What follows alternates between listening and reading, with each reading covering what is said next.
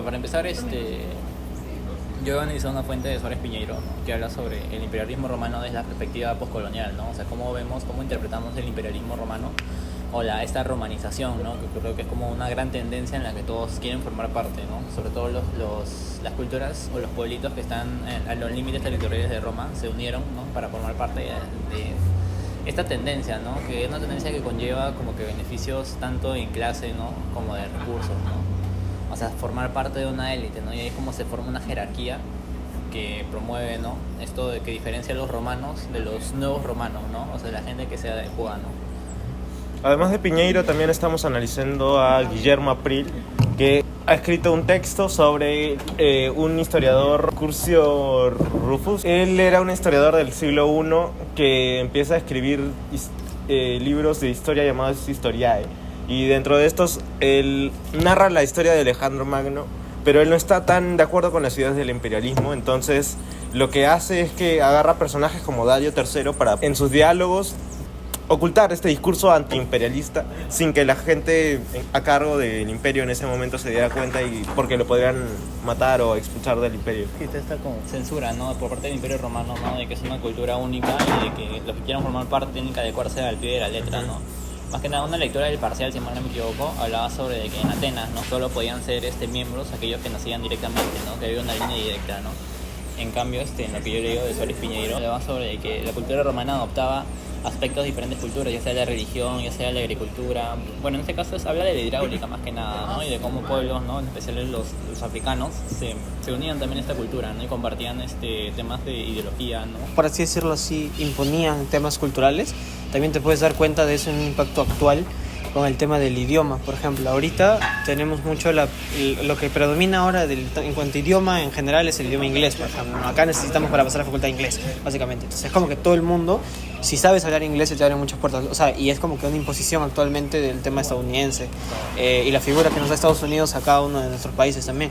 Lo mismo ha pasado, yo creo, en el tema de Roma, y según lo que he investigado también, por el tema de la imposición del latín como lengua para tanto los países subordinados por Roma como para los países romanos como tal, que se consideraban como romanos, ¿no? Y como él dice, los nuevos romanos y los romanos como tal tenían que saber hablar latín, y se les imponía esa como que orden, ¿no? Más o menos, por así decirlo. También es como esta actitud, ¿no? Frente a los que este imperialismo de hoy día debe ser mal visto, ¿no? Porque es como que es un poder político que se ejerce sobre otro, ¿no? O sea, un país controlar otro país, ¿no? A través como, por así decirlo, colonias, ¿no? Y actuar en el Perú, por ejemplo, ¿no? Se debe ver mal visto, ¿no? Por ejemplo, lo que pasó en el virreinato, ¿no? De que eran los españoles, ¿no? Y en el caso de la población andina, ¿no? Que ha sido invisibilizada a través de la historia, ¿no? Y que ha sido prácticamente ignorada, ¿no? Por parte de este proceso, de los procesos políticos, ¿no? Y en el caso de Roma no se ve que no es así, ¿no? Porque adecuaban su cultura, ¿no? Absorbían, ¿no? Y mejoraban, ¿no? Sí, en las historias se criticaba mucho esto, decían que había una pérdida de cultura muy grande allí, porque los pueblos que eran subordinados por Roma y que terminaban siendo conquistados, muchos de sus... la gente que se intentaba adaptar intentaba ser romanos, pero de cierta forma lo hacían de más. Entonces se perdía mucho de su propia historia, de su propia cultura, y para adaptarse más a romanos y intentar ser romanos de verdad. Claro, pues se pierden los orígenes, y más como esto del imperialismo, ¿no? Porque yo leí en el texto que hablaba sobre que el imperialismo ocurrió por casualidad, ¿no? O sea, fue la casualidad de tener un ambiente violento, ¿no? Hostil, que hizo que Roma creciera, ¿no? No fue tanto como su necesidad como de someter culturas o de someter para ganar, ¿no? Como es este tema del imperialismo, ¿no? Que es absorber lo de exterior para ganar fuerza en el centro, ¿no? Dice que no fue así, pues, ¿no? O sea, como sentirse en un ambiente así extremo, tú te adaptas, ¿no? Y cómo te adaptas creciendo, ¿no? Eso fue lo que hizo Roma, según Piñeiro. Sí, según Abril también se hablaba un poco de cómo esto fue más que nada suerte. Bueno, el historiador que escribió esa historia hablaba que incluso Alejandro Magno no era tan grande como se decía, sino que tuvo muchos golpes de suerte muy seguidos, y que el imperio está sufriendo bastante por esto mismo, porque en algún momento se iba a terminar la suerte y se estaba expandiendo tanto que en algún momento iba a perder el control y iba a caer, que irónicamente es lo que pasó 4 siglos después, que al final sí se fue demasiado para controlar. Pero igual a día de hoy también lo que podemos ver con el tema de lo que él hablaba, o sea, ambos hablaban, ¿no? El tema de la expansión, o sea, a día de hoy, como tú estás aterrizando acá también en Perú, pero también lo puedes aterrizar alrededor del mundo. Pero, por ejemplo, podemos darnos cuenta del tema de, ponte, Estados Unidos, que Estados Unidos tiene, por ejemplo, embajadas y tiene, por ejemplo, bases militares en otros países. como que eso también nos recuerda siempre, actualmente, como una idea de decir, no, Estados Unidos está en todos lados. Ajá. Como que, Este lema, ¿no? De America Great Again. claro, ese es como el tema de expansión, entre muchas comillas, que se puede como que dar como que un símil con el tema también del Imperio Romano a día de hoy también. Claro, se mira mucho arriba a Estados Unidos, justamente como Roma. Todas las personas fuera de Roma lo veían como un lugar increíble, hiper elegante, con todo como las mejores clases así. Claro, y como de hecho, dijeron en la clase, ¿no? Una ciudad llena de mármol y de oro y todas esas cosas. sí, ¿no? que Claro. cualquiera quería ser parte. También desde niños nos muestran fotos de imágenes de nuestros personajes favoritos frente a la bandera estadounidense y como los valores americanos son como los mejores y que todo el mundo quiere vivir en Estados Unidos. Claro, pero eso es lo que te venden, ¿no? Es prácticamente, o sea, el mensaje que te quieren dar, ¿no? Porque es una potencia en sí, ¿no? Y como dijo el profesor, ¿no? En Roma también existía, Roma era una potencia, pero, o sea, logró hacer lo que es, ¿no? Porque se sentía amenazada por otra potencia aparte, ¿no? Claro. Eso fue lo que hizo que, como él tenía los recursos necesarios como para crecer, y lo hizo como para sobrevivir, ¿no? Como para asegurar su seguridad. Dan tanto esta idea que es un poco raro pensar de Estados Unidos como otra cosa que no sea un lugar perfecto. Y justamente eso sucedía mucho en Roma, pero en Roma era mucho más controlado. Y justamente relacionándolo con esto, los artistas necesitan, incluso hoy en día, encontrar una forma de esconder sus ideales dentro de metáforas. De hecho, Imagine, una canción de John Lennon, habla sobre el comunismo. Él mismo lo habla como una especie de taza de miel. Él, como que lo pone tan dulce, tan bonito, que la gente habla del comunismo como si fuera lo más grande del mundo, cuando, bueno, es comunismo. En realidad, siento que la economía de Roma puede basarse un poco como ahora, ¿no? El tema de imponer un sistema económico bastante importante, bastante fluctuante, porque en realidad pues tienes que abastecer a todo un imperio completo, ¿no? Es un sistema económico bastante grande y eso también lo puedes ver, ¿no? Claro, o sea, con respecto al imperialismo, cuando comparamos conceptos de la actualidad con el pasado, o sea, en el caso, como dice, el comunismo, ¿no? Lo que pasa con el comunismo era que, en el caso del marxismo, que es del tema, ellos querían abolir como la propiedad privada, ¿no? Que en su caso era cosa que no tenía el proletariado, que era gran parte de la población que la población no tenía, y al no tener eso querían abolir ese concepto para crear uno nuevo que pudiera abarcar a toda la población, ¿no? En este caso también, bueno, cuando hablamos de imperialismo, lo que tenemos que recalcar es que este es un periodo previo a la revolución industrial, ¿no? Ocurre frente a una falta de recursos, ¿no? En el tema económico y necesidad como de comerciar, ¿no?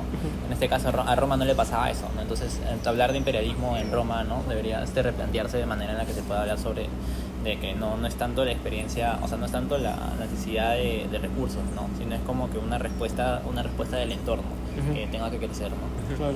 También sobre la economía, Abril dice que en Roma durante las guerras y conflictos había mucho interés por la fortuna de las personas a las que oprimían y conquistaban, y esto hacía como que dejaba atrás la vida humana. Y de hecho, en las palabras del historiador que hablaba dentro de Dario III, decía que los romanos estaban demasiado ocupados con su fortuna y que les pesaba bastante, y eso que hacía que sus propios ejércitos sean más rápidos y más eficaces. Entonces terminaban con la vida de los romanos, e incluso si no llegaban a terminar con la vida de los romanos era como horrible, porque también eso significaba incluso de cierta forma sacrificar a sus esposas e hijos, porque ellos mismos estaban dentro de las mismas guerras que peleaban contra los romanos, y al momento de ser conquistados por los romanos perdían no solo la cultura y todo eso, como ya dije, sino sus vidas en sí, ¿no? Y también es esto de que no solo se basa en la perspectiva como del grupo de élite de Roma, ¿no? Sino también como de la gente que, o sea, el exterior que se une hacia la élite de Roma, ¿no? Porque uno puede ver como que Roma terminó dominando estos pueblos, ¿no? Y solo se cuenta la versión de Roma, ¿no? No se cuenta la versión de los pueblos que fueron conquistados, por así decirlo, ¿no? Pero ¿qué podemos sacar de conclusión? O sea, de que el imperialismo como tal en Roma se vio, o sea, tiene un gran impacto a partir de ahora, ¿no? Porque el idioma que hablamos, ¿no? El idioma en el que está el texto que he leído, que es en gallego, ¿no? Proviene del latín, que viene también de Roma. Claro. Incluso también el tema económico, porque por ejemplo a día de hoy tenemos grandes emporios o empresas grandes, claro, que a día de hoy todos usamos, como puede ser por ejemplo Samsung, Apple, Microsoft, que son temas de computadoras que tienen, o sea, en realidad todo el dinero, y son imperios claro, económicos que en realidad literalmente van a todo el mundo, claro, y es como que se asemeja un poco a lo que dijiste, que es como que todos los romanos querían seguir con ellos. ¿Por qué? Porque es como que siempre están influenciando en la gente, y es como que todas estas, por así decirlo, manera de ver la economía, claro, va a residir en alguno de nosotros de alguna u otra manera también. Claro, o sea, que haya sido una potencia mundial, ¿no? Y que haya estado vigente tantos siglos, ¿no? Deja secuelas también en la memoria, ¿no? O sea, llegar a ser este punto de tener un gran poder económico, ¿no? Va a tener como que rastros que no, a lo largo de la historia van a quedar en la memoria, ¿no? Y creo que incluso el sistema legal también, ¿no? Sí, claro, es sí, como también lo que tema decían en legal.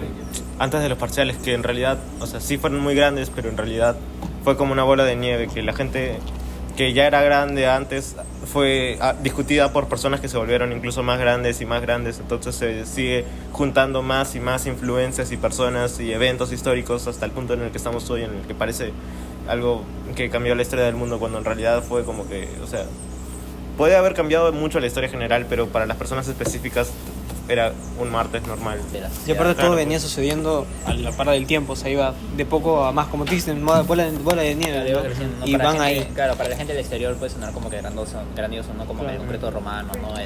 La legalidad, ¿no? El sistema legal, ¿no? Pero en sí era como que la estructura social también, ¿no? Pero era algo como era de todo el día, era un viernes normal. Es era que lo ves de era fuera, romano. cuando lo ves de fuera ves con una mejor perspectiva, cuando lo ves de dentro es diferente porque lo estás Claro. viviendo y es como que vas día a día con todo lo que se te viene y simplemente vas creciendo con la propia Roma, creo yo, ¿no? O sea, Claro. eso es lo que pasa.